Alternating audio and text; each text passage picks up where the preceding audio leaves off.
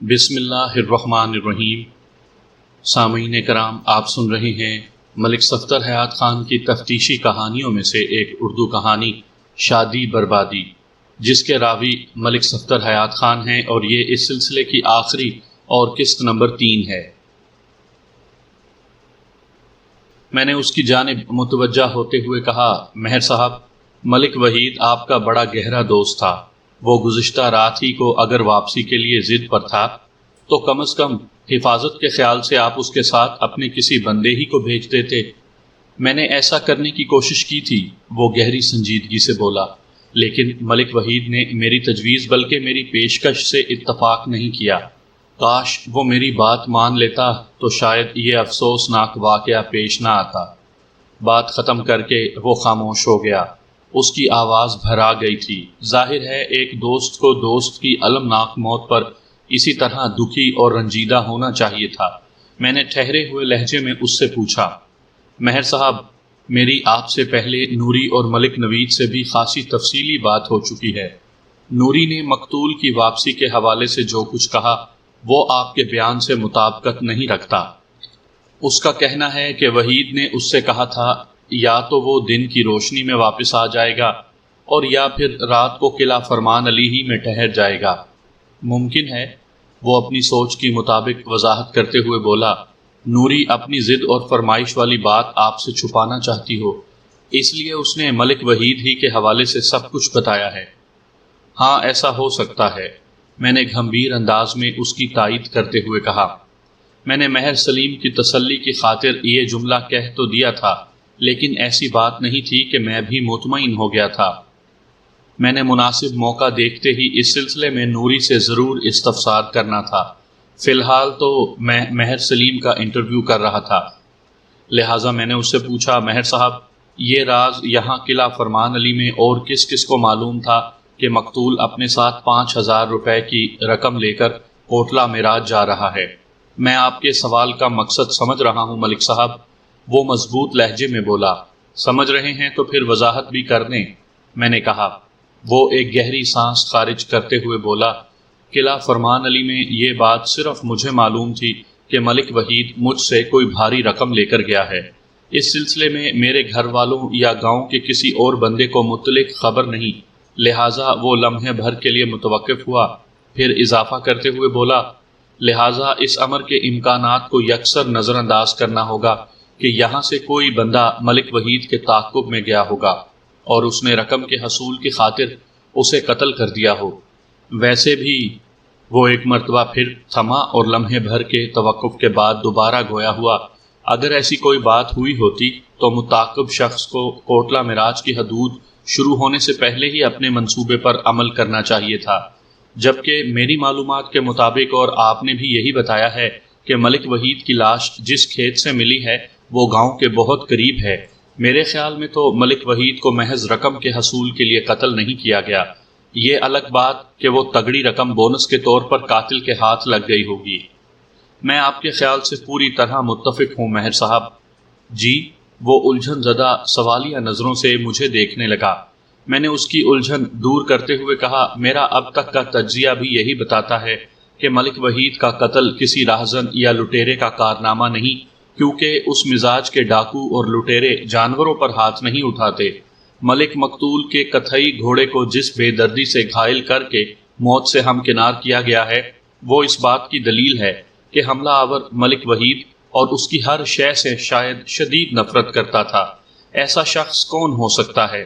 بے ساختہ اس کے منہ سے نکلا۔ میں نے ایک ایک لفظ پر زور دیتے ہوئے کہا، اس سلسلے میں آپ میری رہنمائی کریں گے مہر صاحب؟ میں؟ وہ انگلی سے اپنے سینے کی جانب اشارہ کرتے ہوئے بولا، میں کچھ سمجھا نہیں جناب، بتائیں میں کس طرح آپ کی رہنمائی کر سکتا ہوں؟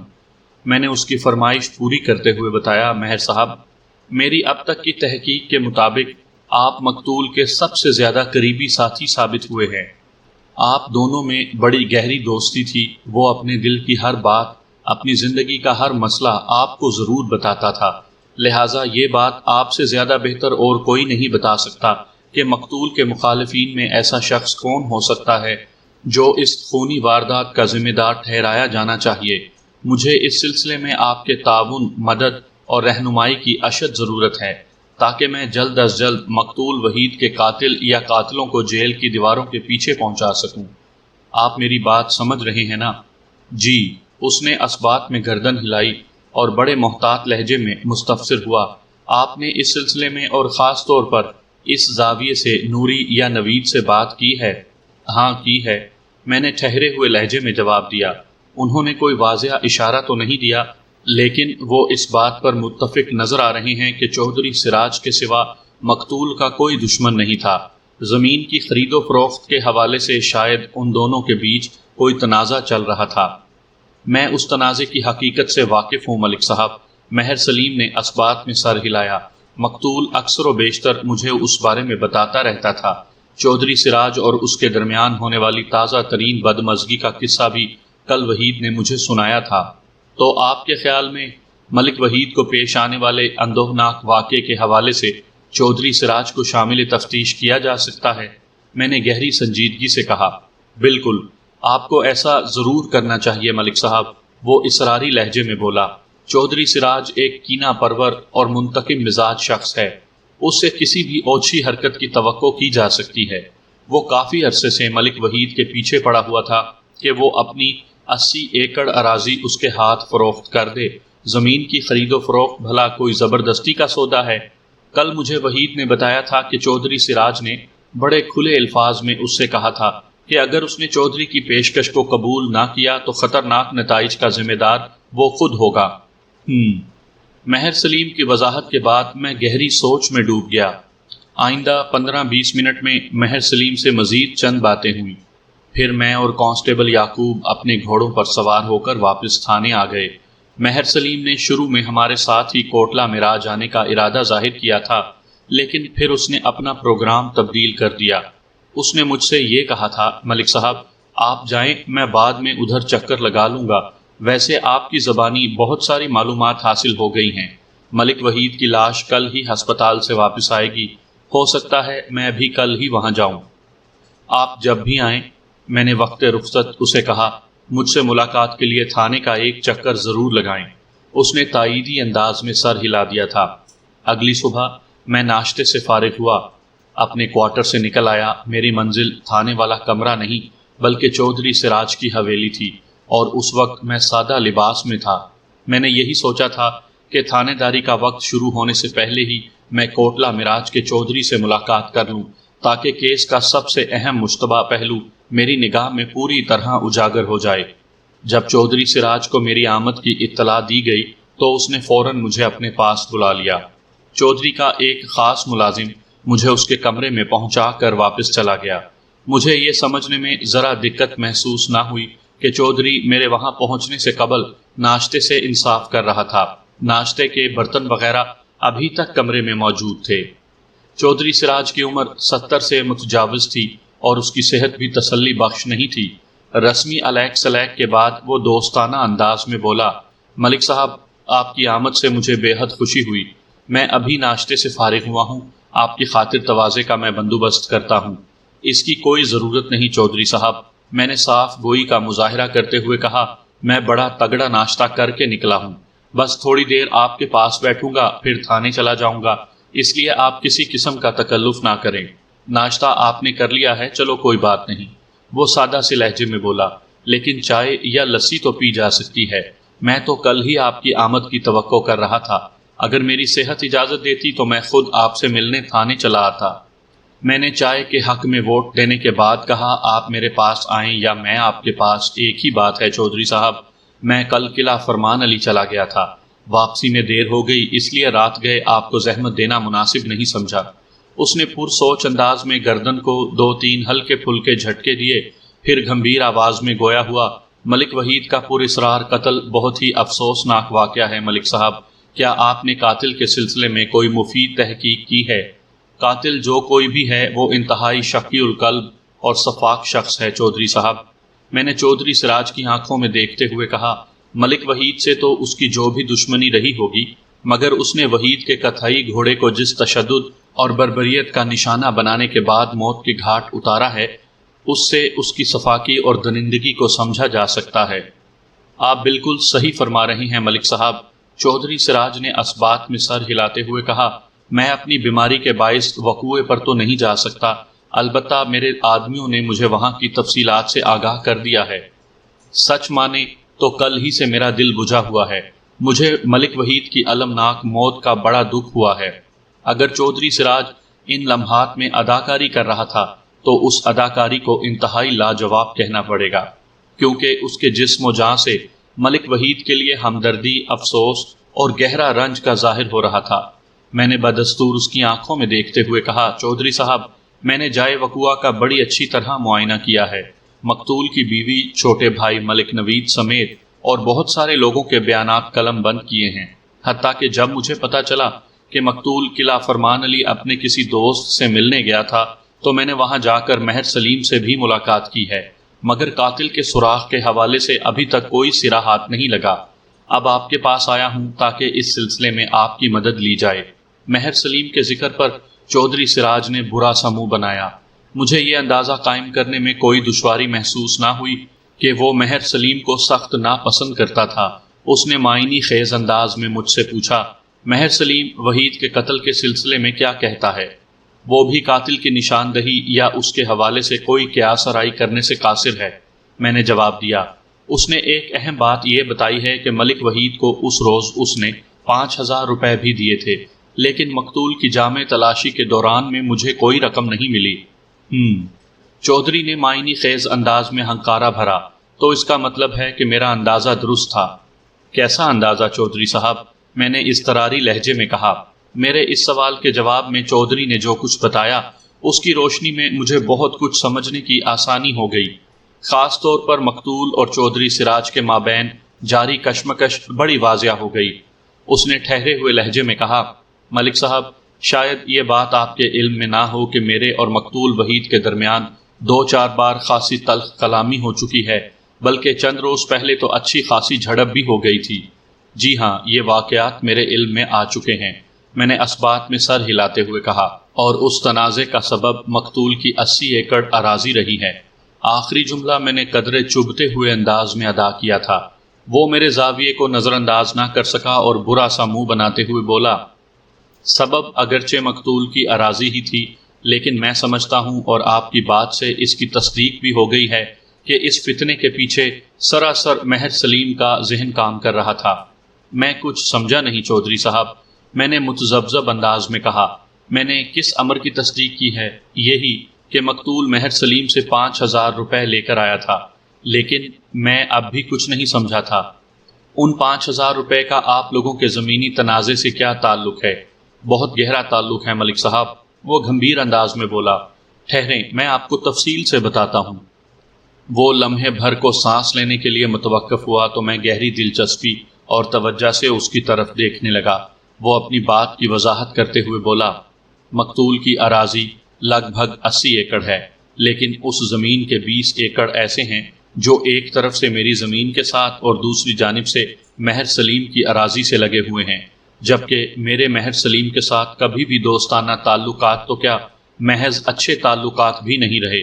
ان حالات کی روشنی میں آپ مقتول کے مذکورہ 20 ایکڑ کی اہمیت کا اندازہ لگا سکتے ہیں۔ وہ لمحے بھر کو متوقف ہوا، ایک گہری سانس لے کر تنفس کو درست کیا، پھر اپنی بات کو آگے بڑھاتے ہوئے بولا، کچھ عرصہ پہلے مجھے اپنے خفیہ ذرائع سے پتا چلا کہ مقتول وحید اپنی زمین کا وہ حصہ یعنی وہ 20 ایکڑ اراضی مہر سلیم کے ہاتھ فروخت کرنے والا ہے۔ اگر وہ ایسا کر بیٹھتا تو زمین کے ساتھ زمین لگ جانے سے میرے اور مہر سلیم کے درمیان ایک خطرناک جنگ کا آغاز ہو جاتا، لہٰذا اسی روز سے میں نے مقتول کو زمین فروخت کرنے کی پیشکش کر دی۔ نہ صرف فتنہ پرور 20 ایکڑ بلکہ میں ملک وحید کی ساری زمین پورے 80 ایکڑ خریدنے کو تیار تھا، اور وہ بھی اس کے منہ مانگے داموں پر، لیکن میری 1000 کوشش کے باوجود بھی یہ بات اس کی سمجھ میں نہ آئی اور اس نے زمین مہر سلیم کے ہاتھ فروخت کر دی۔ مجھے یقین ہے ایسا ہی ہوا ہے، اور وہ 5000 روپے اسی سلسلے کی کڑی تھے۔ چودھری کی بات سے جہاں مختلف امور کی وضاحت ہوئی، وہیں یہ سن کر مجھے حیرت بھی ہوئی کہ اس نے 5000 کی رقم کو بڑی آسانی سے زمین کی فروخت کے ساتھ نتھی کر دیا تھا۔ اگر مقتول اور مہر سلیم کے درمیان واقعی زمین کی خرید و فروخت کا کوئی معاملہ ہوا تھا تو مہر سلیم مجھے اس بارے میں ضرور بتاتا یا نوری اور نوید کے منہ سے اس حوالے سے کوئی بات نکل کر سامنے آتی۔ البتہ تینوں نے فردن فردن یہ تو کہا تھا کہ چودھری سراج زبردستی مقتول سے زمین خریدنا چاہتا ہے، اور ان کا ایک مشترکہ خیال یہ بھی تھا کہ ملک وحید کے قتل میں چودھری سراج کا ہاتھ ہو سکتا ہے، لیکن ایسی کوئی بات سامنے نہیں آئی تھی جیسا کہ چودھری بتا رہا تھا۔ میں نے پوری توجہ سے اس کی وضاحت سنی اور اس کے خاموش ہونے پر کہا، چودھری صاحب، میری معلومات کے مطابق مہر سلیم اور مقتول کے درمیان ایسی کوئی سودے بازی نہیں ہوئی، اور نہ ہی 5,000 روپے والی رقم کا اس سے کوئی تعلق ہے۔ اگر ایسا کوئی معاملہ ہوا ہوتا تو مہر سلیم مجھے ضرور بتاتا۔ میں اسے آپ کی خوش فہمی کہوں گا ملک صاحب، اور وہ بھی بڑی معذرت کے ساتھ۔ وہ ایک ایک لفظ پر زور دیتے ہوئے بولا، آپ مہر سلیم کو نہیں جانتے، بڑا ہی کمینہ اور گہرا آدمی ہے۔ وہ آپ کو کبھی بھی اس بارے میں کچھ نہ بتاتا، اور ملک وحید کے قتل کے بعد تو اس کا سوال ہی پیدا نہیں ہوتا۔ مجھے تو شک ہے کہ… وہ بولتے بولتے پراسرار انداز میں خاموش ہو گیا۔ میں نے پوچھا، چودھری صاحب، آپ کو کس بات کا شک ہے؟ جواب دینے سے پہلے ایک لمحہ اس نے سوچا، پھر عجیب سے لہجے میں بولا، ملک صاحب، میرا تو دل یہ کہتا ہے کہ ہو نہ ہو وحید کے قتل میں مہر سلیم کا ہاتھ ہے۔ وہ اوپر سے وحید کا دوست بنا ہوا تھا اور اسے میرے خلاف بھڑکاتا رہتا تھا۔ ہو سکتا ہے موقع دیکھتے ہی اس شاطر شخص نے وحید کو لڑکا دیا ہو۔ اس بات کا کیا ثبوت ہے کہ مہر سلیم نے واقعی وحید کو 5,000 روپے دیے تھے؟ فی الحال کوئی ٹھوس ثبوت تو نہیں ہے۔ میں مہر سلیم کی زبان پر یقین کرنے پر مجبور ہوں، میں نے ٹھہرے ہوئے لہجے میں کہا، کیونکہ یہ بات صرف مہر سلیم مقتول اور اس کی بیوہ کے درمیان تھی۔ ویسے چودھری صاحب، میں نے تھوڑا توقف کیا، پھر اضافہ کرتے ہوئے کہا، آپ کی یہ بات میری سمجھ سے بالاتر ہے کہ مہر سلیم نے ہی ملک وحید کو لڑکایا ہوگا۔ وحید کی جان لینے سے بھلا اس کو کیا فائدہ پہنچ سکتا تھا؟ یہ تو آنے والا وقت ہی بتائے گا تھانے دار صاحب، وہ بڑے معنی خیز لہجے میں بولا۔ ہو سکتا ہے آگے چل کر یہ بات سننے کو ملے کہ ملک وحید نے قتل ہونے سے قبل اپنی ساری اراضی مہر سلیم کے ہاتھ فروخت کر دی تھی۔ وہ اس سلسلے میں دستاویزی ثبوت بھی منظر عام پر لا سکتا ہے۔ میں نے کہا ہے نا، آپ مہر سلیم کو نہیں جانتے، وہ بڑا چیتا چال باز قسم کا شخص ہے۔ آپ بالکل ٹھیک کہتے ہیں چودھری صاحب، میں نے تائیدی انداز میں کہا۔ آنے والا وقت ہی حقیقت کے چہرے سے نقاب اٹھا سکتا ہے۔ ویسے مہر سلیم کے خیالات بھی آپ سے مختلف نہیں ہیں۔ کیا مطلب ملک صاحب؟ اس نے آنکھیں سکیڑ کر مجھے دیکھا۔ مطلب یہ چودھری صاحب کہ… میں نے سنسنی خیز لہجے میں کہا، مہر سلیم کا خیال یہ ہے کہ ملک وحید کی موت میں آپ کا ہاتھ ہو سکتا ہے۔ اگر ایسا ہوتا تو وحید کی لاش موزہ کوٹلہ معراج کی حدود میں نہ پڑی ملتی۔ وہ سنسناتے ہوئے لہجے میں بولا، میں اتنے بے وقوفی کے کھیل نہیں کھیلتا جناب عالی، اور پھر ملک وحید سے میری ایسی کوئی دشمنی بھی نہیں تھی کہ نوبت قتل و غارت گری تک جا پہنچتی، سمجھے نا؟ میں اس کی زمین جس مقصد کی خاطر خریدنا چاہتا تھا وہ میں نے آپ کو بتا دیا ہے، اور حقیقت بھی وہی ہے۔ میری دعا ہے…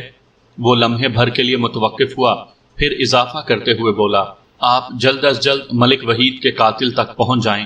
اس سلسلے میں آپ مجھ سے جو بھی تعاون چاہیں گے میں اس کے لیے تیار ہوں۔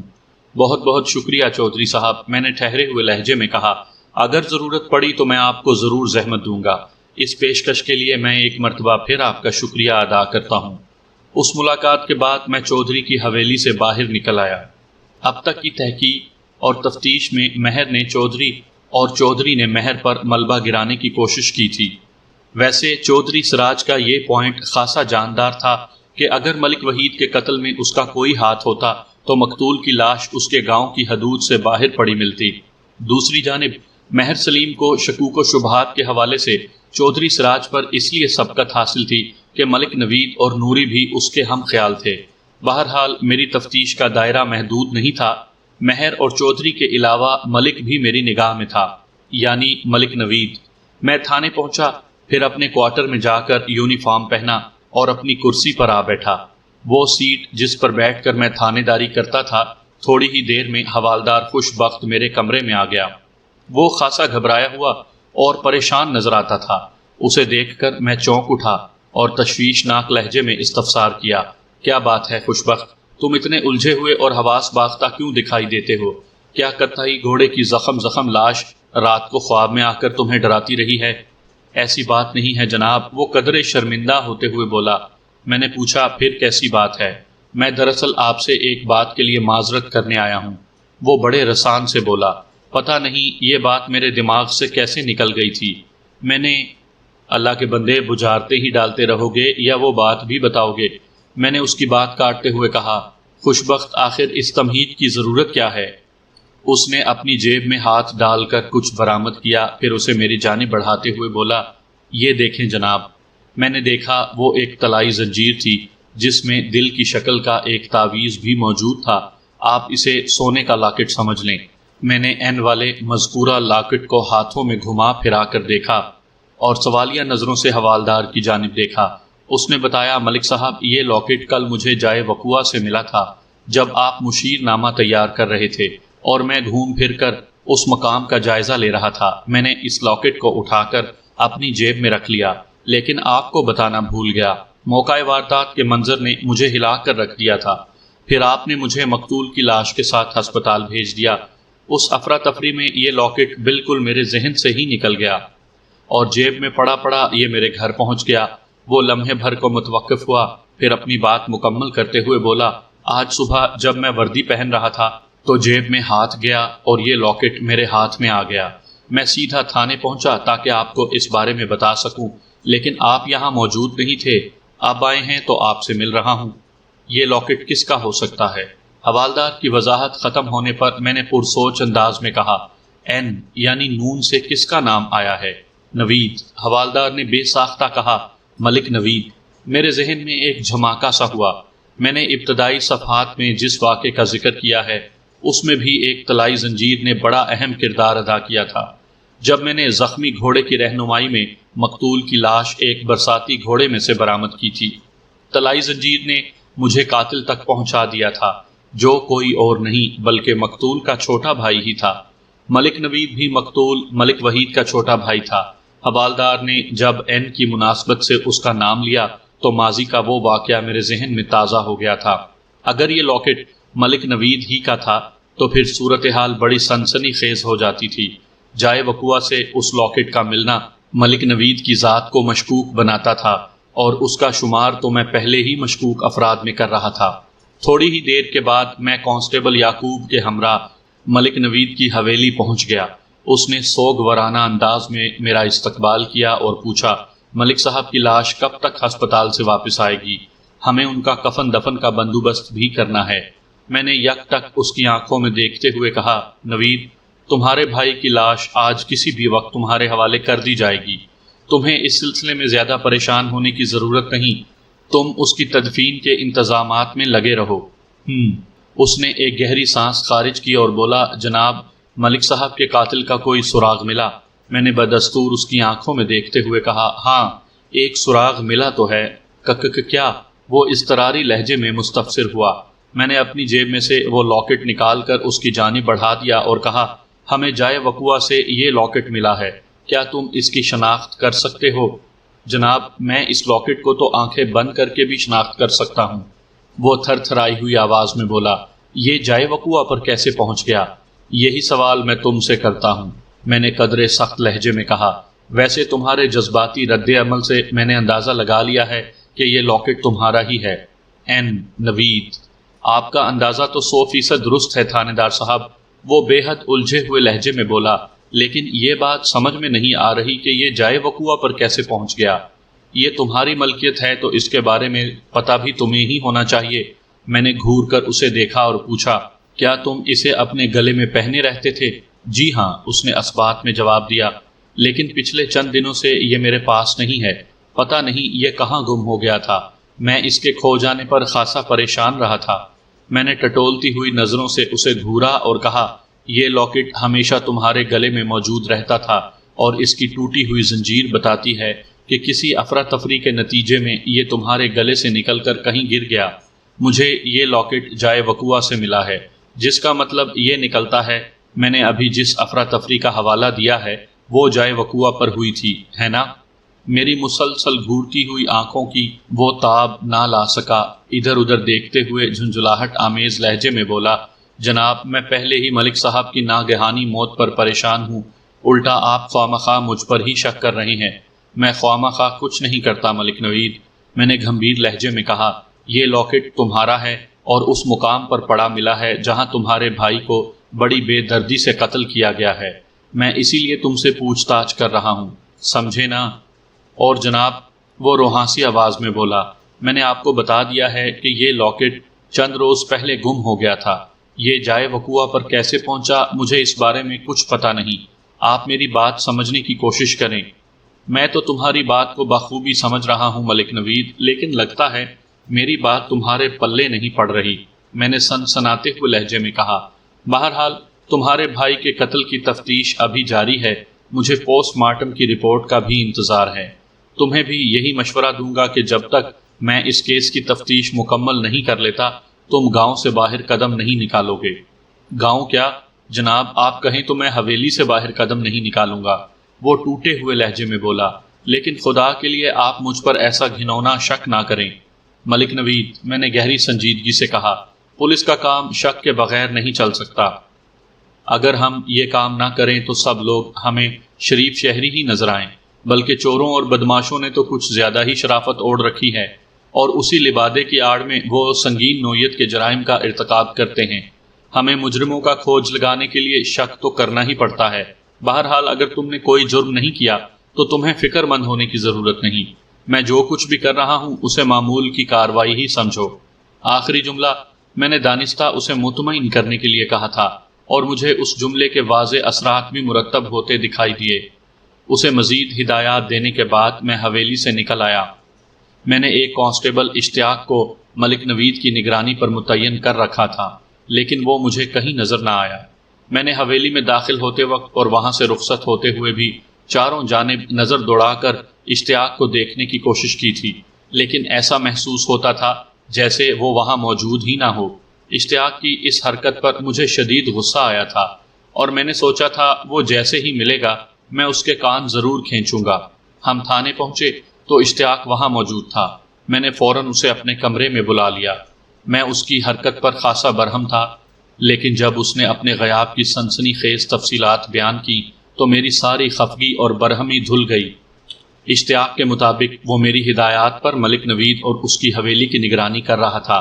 آج علل صبح اس نے ایک بندے کو مشکوک حالت میں حویلی کے پچھواڑے منڈلاتے ہوئے دیکھا۔ وہ ایک محفوظ آڑ میں کھڑے ہو کر اس کا جائزہ لینے لگا۔ حویلی کی عقبی دیوار میں ایک چھوٹا سا دروازہ بنا ہوا تھا، اور وہ شخص اسی دروازے کے قریب ٹہل رہا تھا۔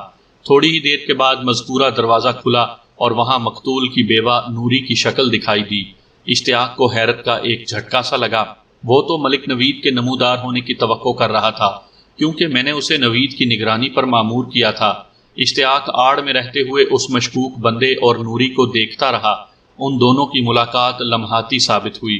نوری نے چمڑے کا ایک بیگ اس بندے کو تھما دیا اور حویلی کے اندر غائب ہو گئی۔ دروازہ بند ہوا اور وہ بندہ چمڑے کا بیگ لے کر ایک جانب بڑھ گیا۔ یہ ایسا منظر تھا کہ اشتیاق کے رگو پے میں ایک سنسنی سی دوڑ گئی۔ پہلے اس کے دماغ میں آیا کہ وہ فوراً اس واقعے کی مجھے اطلاع دے، لیکن پھر اس کی سوچ بدل گئی۔ اس کے اندر سے آواز اٹھی کہ اگر وہ تھانے چلا گیا تو یہ بندہ ہاتھ سے نکل جائے گا۔ تھانے دار صاحب کو بعد میں بھی رپورٹ کی جا سکتی ہے، پہلے اس پر اسرار بندے کا تعاقب کر کے یہ پتہ چلانا چاہیے کہ وہ ہے کون، کہاں سے آیا ہے اور بیگ لے کر کہاں جا رہا ہے۔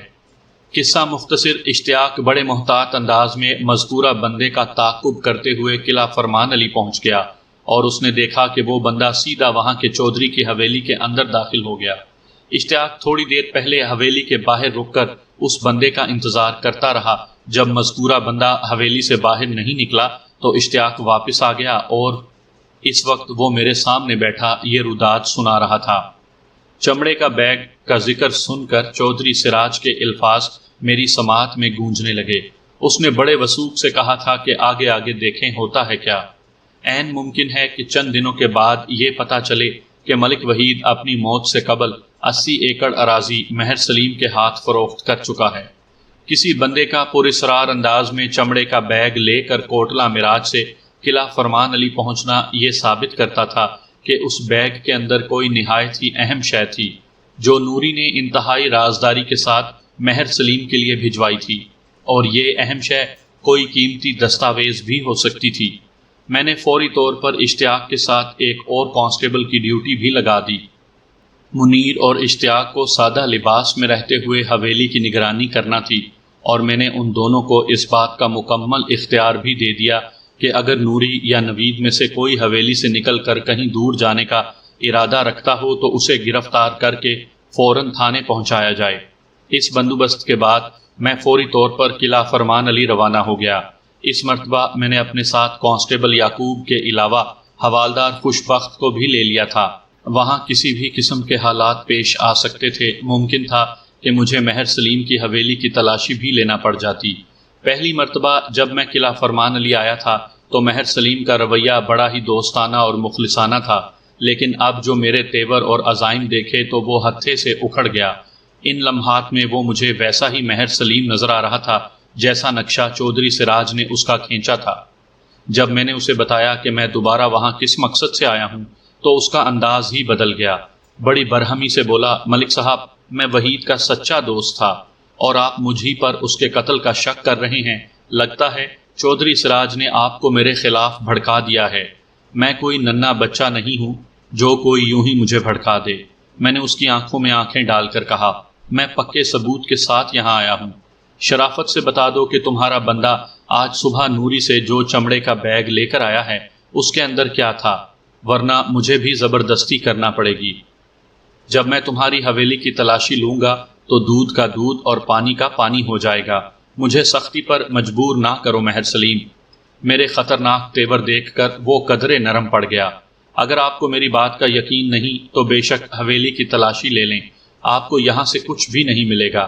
حویلی کی تلاشی تو میں بعد میں لوں گا مہر سلیم، میں نے فنکار سے مشابہ لہجے میں کہا۔ پہلے تم مجھے اس کمرے میں لے چلو جہاں تم زمین و جائیداد کے کاغذات کو محفوظ رکھتے ہو۔ آپ کو اس کمرے اور ان دستاویزات سے کیا کام ہے؟ وہ بے حد ہراساں انداز میں بولا۔ اس کی بوکھلاہٹ نے مجھے بتا دیا کہ دال میں کچھ کالا نہیں بلکہ پوری دال ہی کالی ہے۔ میں نے اس کی آنکھوں میں دیکھتے ہوئے طنزیہ لہجے میں کہا، میں ان دستاویزات کو دیکھ کر یہ اندازہ لگانا چاہتا ہوں کہ مہر سلیم کی زمین اور جائیداد کہاں سے کہاں تک پھیلی ہوئی ہے۔ اسے تم مردم شماری کی طرح جائیداد شماری سمجھ لو۔ میں نے لمحاتی توقف کیا، پھر چبھتے ہوئے انداز میں اضافہ کیا، اور اس طرح یہ سمجھنے میں بھی آسانی رہے گی کہ مقتول ملک وحید نے اپنی 80 ایکڑ اراضی کب اور کتنی رقم کے عوض تمہارے ہاتھ فروخت کی تھی۔ یہ آپ کیا کہہ رہے ہیں؟ وہ بے حد پریشان نظر آنے لگا۔ میں نے تو وحید کی زمین خریدی ہی نہیں۔ تو پھر تمہیں فکر مند ہونے کی ضرورت ہی نہیں، میں نے پچکارتے ہوئے انداز میں کہا۔ تم بے دھڑک مجھے اپنے کاغذات دکھا دو، ساری بات واضح ہو جائے گی۔ زمین و جائیداد کی دستاویزات دیکھنے کی خواہش ظاہر کر کے میں نے گویا اس کے نرخرے پر انگوٹھا رکھ دیا تھا۔ وہ اس نادیدہ ناخن کی چبھن اور انگوٹھے کے دباؤ سے بہت تڑپا اور پھڑکا، لیکن میں نے اپنی گرفت میں کوئی کمی نہ آنے دی اور دھمکی آمیز انداز میں اسے ہر وہ راہ دکھا دی جس پر قدم رکھ کر وہ خطرناک نتائج حاصل کر سکتا تھا۔ بالآخر اس نے میرے عزم کے سامنے ہتھیار پھینک دیے۔ میں نے تھوڑی سی کوشش کے بعد اس کے کاغذات میں سے مقتول کی 80 ایکڑ اراضی کے کاغذات الگ کر لیے۔ یہ ایک ایسا ثبوت تھا کہ مجھے مہر سلیم کو گرفتار کر کے تھانے لانے میں کوئی مشکل پیش نہ آئی۔ تھانے پہنچتے ہی اس کھیل کے دوسرے کردار یعنی مقتول کی بیوی نوری کو بھی میں نے اس کی حویلی سے گرفتار کروا لیا۔ دونوں کو الگ الگ کمرے میں رکھ کر میں نے ان کے بیانات قلم بند کیے، جن کی روشنی میں ملک وحید کے پراسرار قتل کا معمہ حل ہو گیا۔ یہ قتل مہر سلیم نے کروایا تھا اور اس کام میں نوری کی تائید شامل تھی۔ وہ دونوں اندر سے ملے ہوئے تھے اور وحید کو راستے سے ہٹانے کے بعد وہ باہر سے بھی ملنا چاہتے تھے۔ نوری نے اپنے اقراری بیان میں بتایا کہ جب مہر سلیم کا ان کی حویلی میں آنا جانا شروع ہوا تو وہ اسے پسند کرنے لگی تھی۔ پھر یہ پسندیدگی اتنی بڑھی کہ وہ اس کے بغیر زندگی کا تصور بھی محال سمجھنے لگی۔ دوسری جانب مہر سلیم کی کیفیت بھی کچھ اسی نوعیت کی تھی۔ وہ نوری سے عشق لڑانے کے دوران یہ فراموش کر بیٹھا تھا کہ بالفاظ دیگر وہ اپنے دوست کی پیٹھ میں چھرا گھونپ رہا تھا۔ نوری اور مہر سلیم کو اس بات کا بخوبی اندازہ تھا کہ وحید کی زندگی میں وہ ایک نہیں ہو سکیں گے، لہٰذا جب انہوں نے متفقہ طور پر وحید کو اپنے راستے سے ہٹانے کا فیصلہ کیا تو نوری نے لگے ہاتھوں اپنی راہ کے آخری کانٹے کو بھی چننے کا بندوبست کر دیا۔ اس نے کوشش کر کے ملک نوید کی طلائی زنجیر چرا لی، جس میں دل کی شکل کا تعویذ تھا جس پر این بنا ہوا تھا۔ اس نے وہ لاکٹ مہر سلیم کو دے دیا تاکہ وحید کے قتل کے بعد جائے وقوع پر وہ لاکٹ پڑا ملے اور پولیس کی تفتیش کا رخ ملک نوید کی طرف مڑ جائے۔ اور ایسا کسی حد تک ہوا بھی، لیکن نوری اور مہر سلیم کی جلد بازی نے کھیل کا پانسا پلٹ کر رکھ دیا۔ اگر چمڑے کے بیگ والا واقعہ اتنی جلدی پیش نہ آیا ہوتا تو ملک نوید کی جان آسانی سے چھوٹنے والی نہیں تھی۔ اسے آپ نوید کی خوش قسمتی اور ان دونوں کی سنگین حماقت سمجھ لیں کہ چمڑے والے بیگ کے سلسلے میں انہوں نے چند روز بھی صبر نہیں کیا۔ نوری نے اسی بیگ میں 80 ایکڑ اراضی کے کاغذات کوٹلہ مراج سے قلعہ فرمان علی بھیجے تھے۔ یہ سچ ہے کہ دنیا کا ذہین سے ذہین مجرم بھی کہیں نہ کہیں کوئی غلطی ضرور کرتا ہے۔ اگر ایسا نہ ہو تو ہمیں چاروں طرف مجرم ہی مجرم دندناتے نظر آئیں۔ بس بات اتنی سی ہے کہ مجرم کی اس غلطی کو پکڑنے کی ضرورت ہوتی ہے۔ جیسا کہ میں نے نوری اور مہر سلیم کی جلد بازی کو فوراً نوٹ کر لیا تھا، ورنہ اپنی اپنی جگہ ان دونوں نے تو ایسی پرفارمنس دی تھی کہ وہی مقتول کے سب سے زیادہ ہمدرد اور خیر خواہ نظر آتے تھے، اور لاکٹ کی دستیابی کے باعث نوید کی ذات شکوک و شبہات کے بھنور میں آ پھنسی تھی۔ لیکن اس کی خوش قسمتی کہ عین وقت پر بازی پلٹ گئی۔ خوشی کے حصول پر کوئی پابندی ہے اور نہ ہی عشق و محبت کرنے کی ممانعت، لیکن اہمیت اس بات کی ہے کہ ہمارا عمل کس نوعیت کا ہے۔ نوری اور مہر سلیم نے ایک ہونے کے لیے جو راہ اپنائی وہ سنگین ہی نہیں بلکہ قابل مذمت بھی ہے۔ وہ دونوں شادی شدہ تھے۔ اپنے اپنے رفیق حیات سے بے وفائی کا ارتکاب کر کے انہوں نے جس خطرناک کھیل کا آغاز کیا تھا اس کا انجام بھی اتنا ہی خطرناک اور افسوسناک ہوا تھا۔ وہ شادی جس کے لیے انہوں نے بڑے حسین سپنے بنے تھے، وقت سے پہلے ہی پلک جھپکتے میں شادی بربادی ہو کر رہ گئی تھی۔